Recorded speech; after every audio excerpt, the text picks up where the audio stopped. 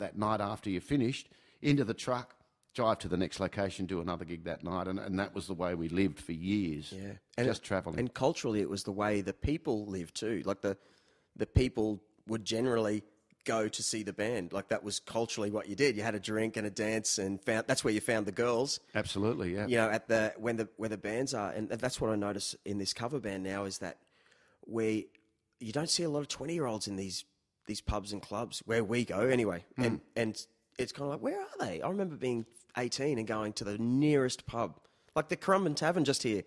There's probably 1,000 letterboxes around this, 1,000 houses around this pub. Yeah. And on Friday night, you can go there in your band and not see any 20-year-olds or 18-year-olds. Like, man, when it was my era, I'm 18. Let's go hang out at that horrible pub for 2 months. Yeah. Until we realise how horrible it is. Yeah, but they're going to Cocktails and Dreams, Melba's, all of those clubs where they listen to house music and dance and wear short skirts. Not the guys. Incredible. You'd think you'd just go down there, for crying out loud. Yeah, not their scene. Hey, how are you going to learn to fight? But what you end up getting is a lot of middle-aged men wanting to hear the same.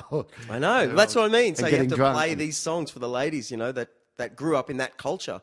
They grew up in that culture, whatever it is, the 80s, and that's their culture, is to go out dancing and drinking on weekends, see that band. That's who we're playing for currently in this cover band. But totally, mate, and saying all that about covers, I mean, Future Native, we have 2 albums out, but we're still playing Highway to Hell, Rock and Roll, Are You Gonna Go My Way, Jesse's That was Girl. the song. It was Love Shack and Are You Gonna Go My Way. It came out on the same night on Facebook. God, countdown. And go. Yeah. Lenny Kravitz. Yeah. Fabulous. That video clip. Yeah. Yep. This is what I'm doing lately. I'll try and do it. Well, the love... I can't do it. Love Shack is a little old place where... we can get together. But that part of it, if you can sing it as a man, right, with some warm-up, but it's actually a great bit to do. Because the guitar's going... down, down, down, down, down, down, down. Yeah. You see a faded sign at the edge of the L. But we've done that remember that... the Castle Theatre restaurant in Tugun, that was the last song of every night for 2 years, I think. Oh, was it? Yeah. Yeah, yeah. And Grease had its run in for a while. Grease. Well, that was Naughty Night, wasn't it? Mate, I reckon we've reached a natural... Look, it's been a pleasure, Drew. Great to see you, mate. And you're playing tonight, so I'd love to... I might go home and convince the wife to come and have a look at you. It's a long way away. Yeah. I always think, would I? I probably wouldn't. It's a long way, but I could convince the wife. Oh, yeah. And I've got a gig tomorrow night myself. So where's that gig? Pace yourself in 47. Tell me where that is. Chevron Island, opposite the loft in Chevron Island. Right at that. We've had a residency there for a while. Every fortnight we play, and the owner's a great guy, but he serves really nice food, reasonably priced drinks, and it's like where we play has got the window and then the street, so it's a nice atmosphere. Wow, that's Future Native. Yeah. Done any recording lately? We're about to start on the 3rd album. Wow. We've got 2 albums out, so... Excellent. Is it on iTunes and...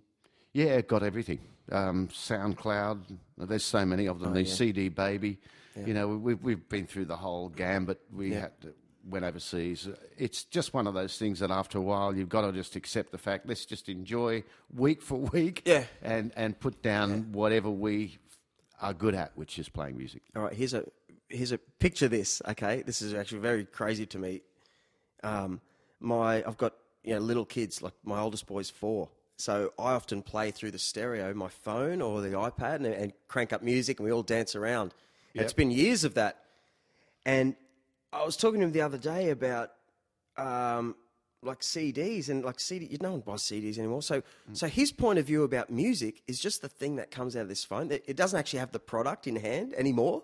That's right. And Pandora's box. So what is it if you're a kid now? What is it? It used to be holding that Kiss record or whatever for me, going... Oh, and reading what they've said over on the back. and over and over again. Look Pink at those Floyd photos albums. over and over.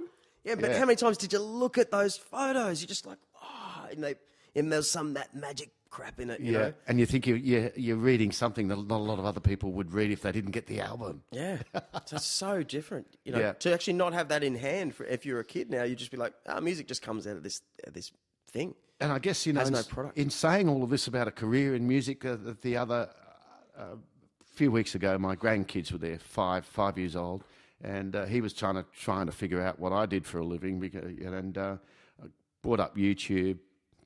You know, there's my life history there on YouTube. But for him as a kid, wow, is that really you? Yeah, dude, that's me. He's so impressed, YouTube and everything. So that's important, man. It's the history, isn't it? Yep. And as you get older, you want to know where you came from, and I find that, and I actually get really upset with friends I know who don't do that. Like, what? I'm sure you're a lot like me. I really like to put out my product. Like, I just sort of naturally promotion and that sort of stuff. I think it colours the world. It does. Just shits me that 90% of the population isn't naturally like that. So you're constantly fighting, am I a wanker? Am I? No. Yeah, but you know what I'm saying? Don't go down the negative track. Yep. Okay, buddy. Mate, I love you, and it's great to see you back, and I've had a good time. Yeah, you too, buddy. Good luck with the podcast. How can we end this with something funny? Give us your your favourite drum time. You know, like, or the one you naturally do. Mine is. You know what I'm saying? It's hard to do drum sounds with the mouth, dude. What about I always do the chest one. Yeah.